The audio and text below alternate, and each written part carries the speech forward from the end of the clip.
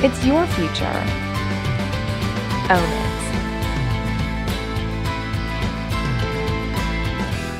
Like I even have to tell you that Adam Levine and Maroon 5, James Valentine's in the studio this morning with the Bert Show on Q100. Question from our audience. How are you? Hello. Hi. You've never been more nervous than you are right now, huh? Yeah, that did not help. Sometimes talking about it and purging helps. No pressure.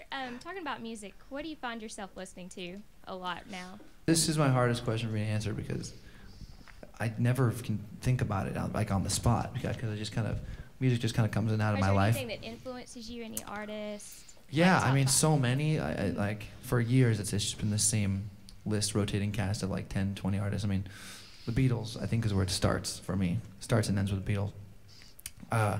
Prince has been a huge influence over the past few years. I've really gotten into his records. Obviously, like Michael Jackson, and wow, Led Zeppelin. Come on, help me out here. The Police. Please.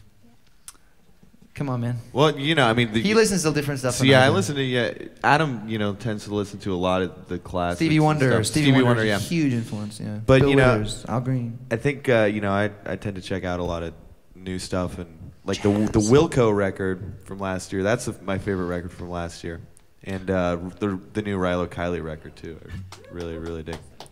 That's a couple things. There you go. Just a couple influences. Yeah, there you go. All right, I want to run a couple of subjects by you guys, and I want you to tell me if you love it about your industry or it's a necessary evil. Okay? I love this stuff.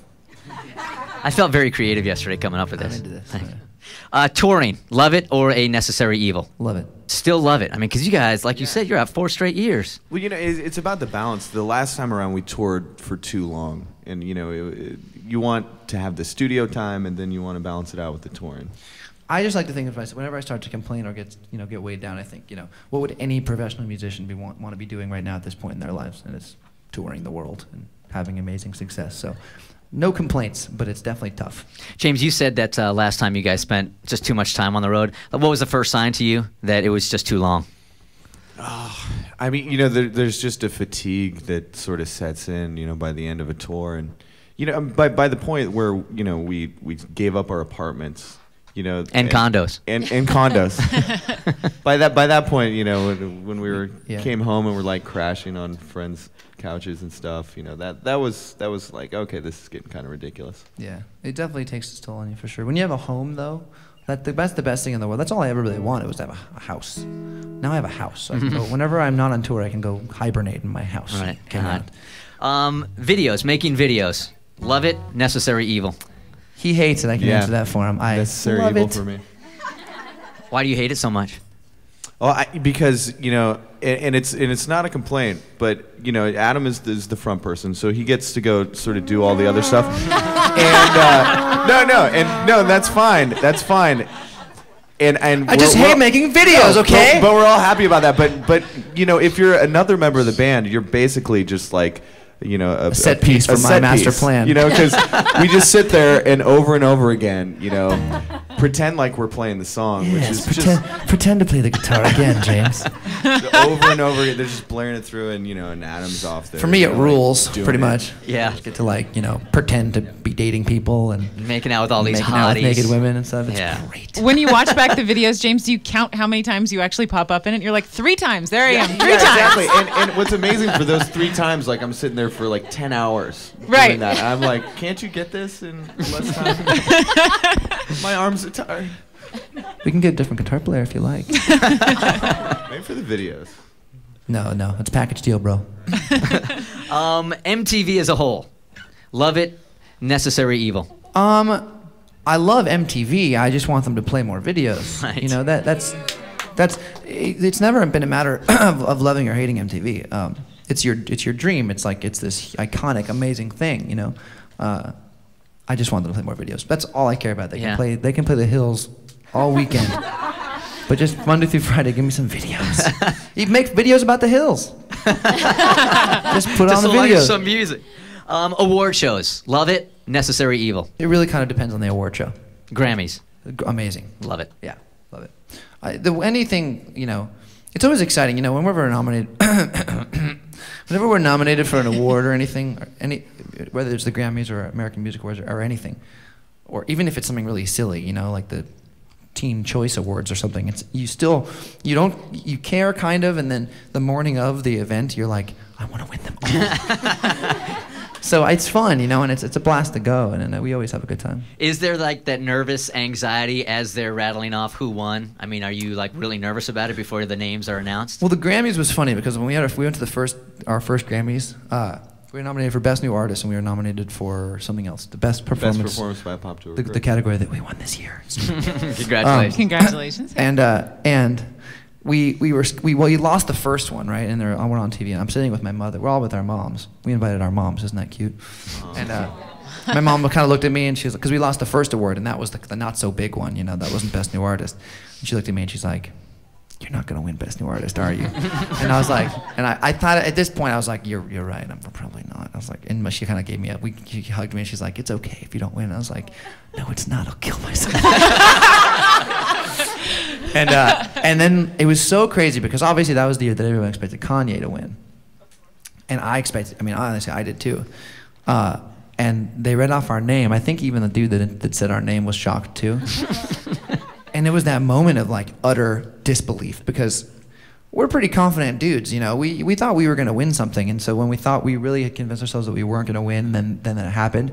We were just genuinely so excited and so thrilled, and so we went up there. I don't really remember because it was such a shock. I said a bunch of gibberish on stage, which made no sense, and then I walked off stage, and Adam Sandler was standing there, and he was like, "Way to go, buddy!" Like, you know. And it all just was all too surreal. And I walked over to the corner, and I went to the we went to the bathroom, James and I, and there was nobody in this bathroom. It was just me and James. And we went to whatever, washing our hands, and we looked at each other, and we're just like, and then that was the moment we were just like, yes! We went crazy, jumped up and down like little kids. It was one of the coolest things ever. It's very cool. The first, I guess, are always the best, but it's still got to feel pretty awesome. Yeah, the other ones ain't so bad either. The other day we were just like, wow, this is crazy, you know. Yeah, a little different experience the other day because we weren't there because our award wasn't on the air. So I was like, we were all in different places. Like I was in the studio actually playing on a record, and I literally played the last note. And I was done, and then my phone started buzzing, and Mike Elizondo was one of our producers. He called to let us know that we had won. It was great, but a totally different experience. Yeah, I had like a That Thing You Do moment because I was having, which is my favorite movie, like total secretly my favorite movie ever. But I know how predictable. But I was sitting at home and we're having some friends over, and it was totally one of those like Tom Hanks called, because it was like our manager called, and he's like, "You just won your 3rd Grammy." Feels good. Like, hey guys. A tour coming up this year?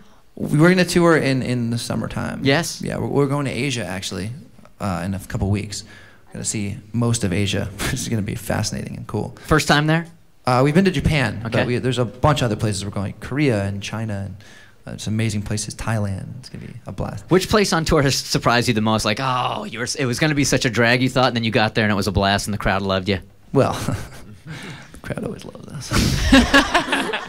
You know, everywhere's a surprise because we can't even believe that we have fans so far away. So, you know, we go to like these random. Japan was a trip. Japan's like another planet. That was a pretty crazy place to be. Yeah, it was cool. And Atlanta gonna be on this tour? Atlanta, yeah. It's you know, actually, where we're gonna play, that place we saw Incubus, remember? Oh, yeah. What's it called? The outdoor place? Which. I don't Lakewood? know. Some great place. I'm sure you'll find out about. Venues now, you can't. You know, it's Verizon or. It's like the High Five, Verizon, Stereo, XM, Best Buy. Anything else coming up we need to know about? It's my birthday in 1 month. Oh yeah. How old now? I'll be 29. Yeah. You have any thoughts about approaching 30? Are you getting kind of sketched out about it? No. I'm actually kind of excited to be a man. Yeah. 20s, it's like, all right, 20-year-old kid, but like 30s, like, all right, now I'm a man. My voice can get deeper. I can say manly things and drink more beer.